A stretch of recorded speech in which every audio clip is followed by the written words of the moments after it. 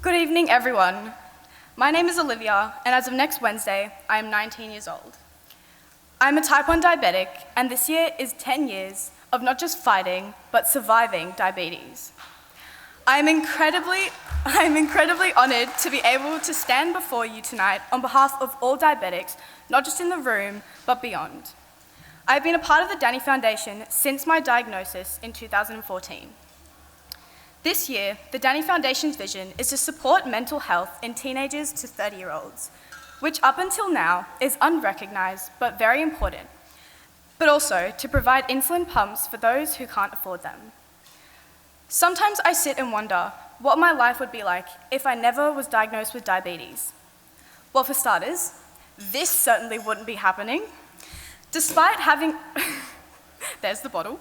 Despite having its flaws and exhausting days, it's nights like tonight and organizations like the DANII Foundation that allows us diabetics to feel partially normal. The DANII Foundation is not a government-funded organization, yet this foundation is the one that's making a difference.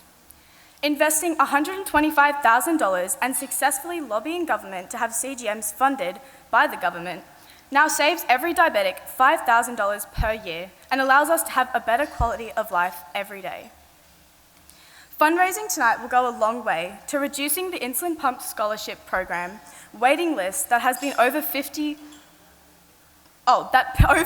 people desperately are in need of an insulin pump, which this scholarship will allow so many to be able to achieve. Insulin pumps that cost $10,000 and last for over 4 years, which will benefit so many. 10 years ago, 9-year-old me was getting ready for her first day back at school. As a kid, I loved school. It was my happy place. Though when I woke up screaming in excruciating pain, holding my stomach, my mum could tell that something was wrong. The initial thought was, oh, maybe I just ate too much cake at my cousin's birthday the night before. But my dad thought it would be best to just sleep it off. So of course, Mum being mum, did the complete opposite and took me into hospital. You know, everyone thought it was just gastro, but when the nurse took my blood pressure, I vomited, then decided to make the day even more eventful and passed out. Next thing I knew, I was surrounded by doctors attached to several machines, and then with 2 needles in each arm. I had no clue what was going on, but obviously as a child, I was absolutely petrified.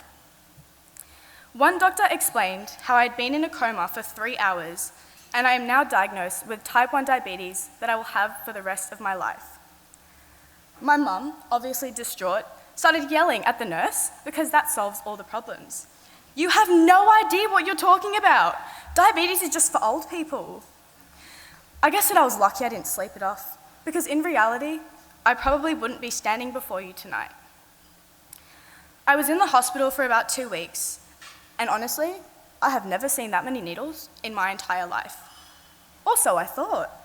The doctors would ask how we didn't notice the symptoms. Hello, excessive thirst, it was the middle of summer. Urination, it was the middle of summer. I was drinking too much water.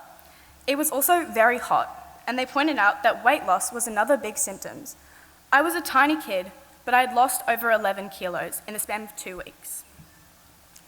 Mental health is a massive thing that no one talks about in diabetes. When you first get diagnosed, you try to stay positive, but you're still scared, worrying that you'll never, ever be normal. And turns out, I wasn't the only one that was scared. Diabetes also takes a toll upon those around you. My mum, who's my idol, and I'm so sorry for exposing you like this, but I know you tried to hide all the times when the nurse asked you to inject your baby girl in the hospital. So you would go, grab a coffee, or in other words, sit in the corridor bawling your eyes out. Because again, you had to inject your baby girl. But guess what, Mum? Injecting your baby girl actually worked. Because now I'm standing on a massive stage, doing a speech about what could have killed me.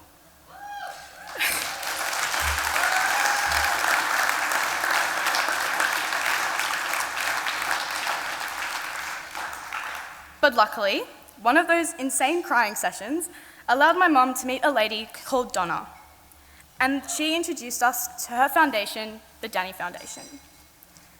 In all honesty, the DANII Foundation truly saved and changed not just my life, so many lives and my family's lives forever.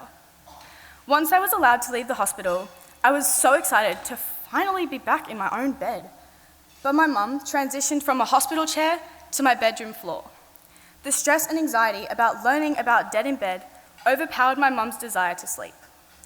She stayed up all night, testing me at midnight and 3 a.m. and coming all close in my face to make sure I was breathing. I didn't realize then, but I realize now, that diabetes has a massive impact upon the mental health of not just the diabetic, but those around them. My mum grew a constant anxiety about me having to do my injections when I was younger. My brothers felt so isolated because I became the center of attention. And I know deep down, they still love me.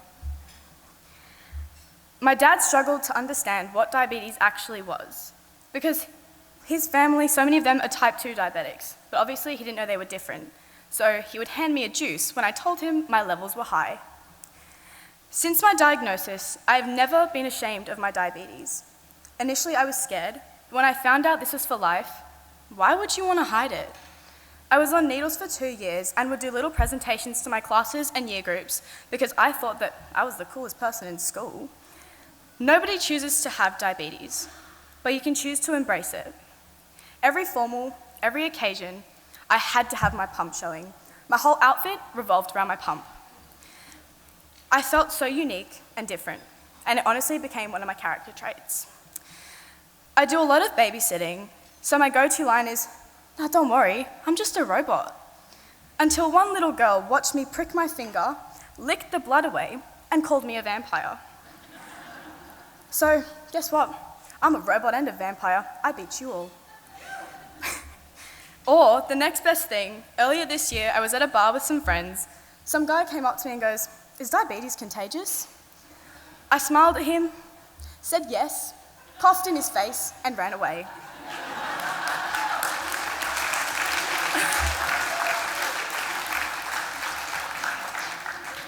We gotta share the diabetes love, My passion in life is to embrace my diabetes. And when the DANII Foundation gave me the opportunity to be an ambassador, I jumped, but not as high as when they told me I could do a speech today. However, many diabetics' mindsets are the complete opposite. I had one friend who was diagnosed in the middle of year 12. When diagnosed, his mental health was not the best, and it took him over a year to accept his diabetes and come to terms with it. He hid his diabetes from everyone, and it had caused him to fall into a massive depression, which almost took his life. He saw diabetes as something different and hated everything about it. However, nearly 2 years later, he has learned to embrace it and accept it as a part of him. People don't realize that diabetes is a constant physical and mental battle. There is no off switch, whether you like it or not. And even if we do everything by the book, there's no guarantee that our sugars will behave or that diabetes will cooperate in our favor. Some days it follows logic, other days it's unpredictable. I've had the opportunity to talk to so many other diabetics at their lowest times and show them that things will be okay. But sometimes we have our days where we just need to break down. Or, if you're as special as me, last month my body decided that after 10 years of having diabetes, now would be the best time to kill my track record and get diabetes ketoacidosis. After vomiting 21 times in one day and not being able to get out of bed, I was taken into hospital where I was put into the intensive care unit and I had monitors all over me because my heart was racing way too fast and they thought that I was going to be unconscious. I had 4 needles in my arms and wrists to monitor all sorts of things. On top of that, the doctor wanted to try something new and inserted one into my artery to measure my blood pressure and heart rate at the same time. It was truly disgusting as someone who doesn't really love blood. I remember turning to look outside and noticed my mum was sitting with an elderly lady crying. At this point, being diabetic is kind of like a cat. You know how they have 9 lives? This is my 3rd go. Anyone want my autograph? Because I truly think that I'm acing it at this point.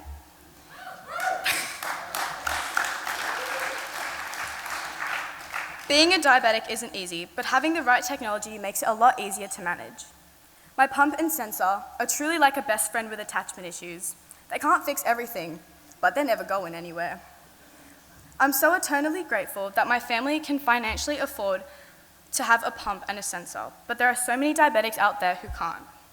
which is why I want to invite you all to help by donating tonight towards the Insulin Pump Scholarship after my speech, to help so many others who might need it. The DANII Foundation has been a massive part of my life. As a 19-year-old girl with my whole life ahead of me, it scares me to think that in the future, the medicine and technologies that I, along with so many others, need to survive will cost me double, triple, or even more than it does now. I mean, why do we have to pay for things that keep us alive? And did you know that the hospital uses insulin as a air refreshener? The Foundation's next step is to lobby the government for a lifelong healthcare card, and this is one that I will be standing for, and I wish you all to do the same. But as we are not a government-funded foundation, we really need your help. I think that the work of this foundation tends to go truly unnoticed. This foundation has been the fundamental reason why I am proud of my diabetes and happy to embrace it and all the opportunities that they have provided me, including standing on the stage right now on behalf of all diabetics, trying not to cry so I don't ruin my makeup. But anyway, the DANII Foundation has provided me the opportunity to experience diabetes with a new outlook, rather than just a deadly disease. I have been so fortunate to make so many diabetic friends. My very first diabetic friend, Lilith, is actually here today. She came all the way from Melbourne just to be by my side. And I don't think little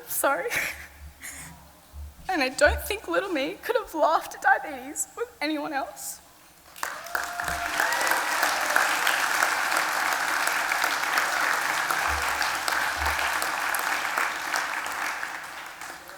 Yeah, I didn't wear eyeliner for this reason. But here's to 10 years of being diabesties and so many more, and oh no, and dealing with this mess together. I'm sure my fellow diabetics, many of who are here tonight, can relate when I say that our non-diabetic friends and family truly need medals, especially our families who cry with us when we don't want to do our set changes and stop their diets because my levels went low in the middle of the night. Or simply just dealing with the constant mood swings when I have a hypo, or my levels are too high, or I just can't be bothered with diabetes.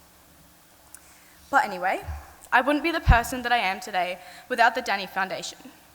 I have graduated high school, and I am now studying in university international security and counterterrorism, majoring in criminology law.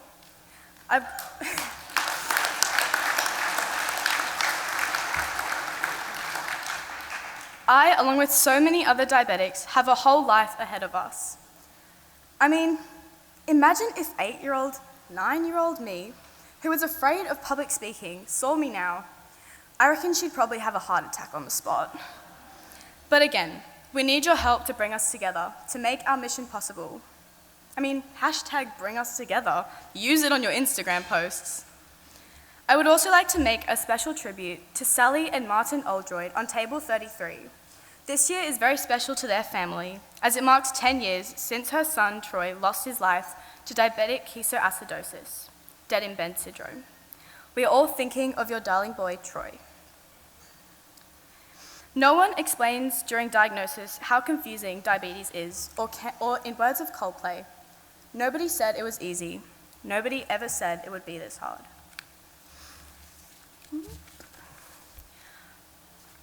And I know I don't say it much, but Mum, I actually do love you most of the time.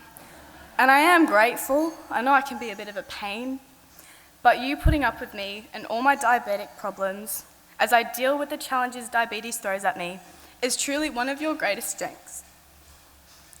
Thank you for being my mum, my dad, and my best friend.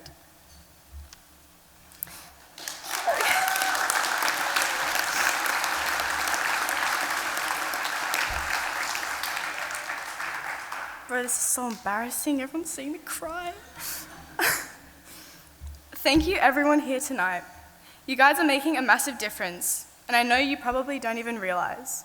But just by being here, you're making a huge difference.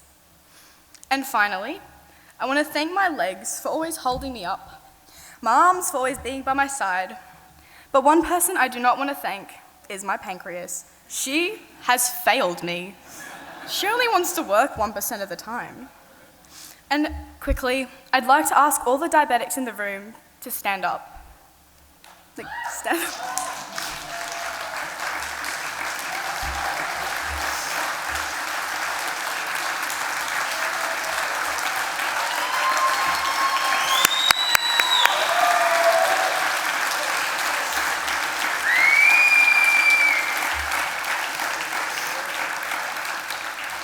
I was going to say give them a round of applause, but I think you've done a really good job at that.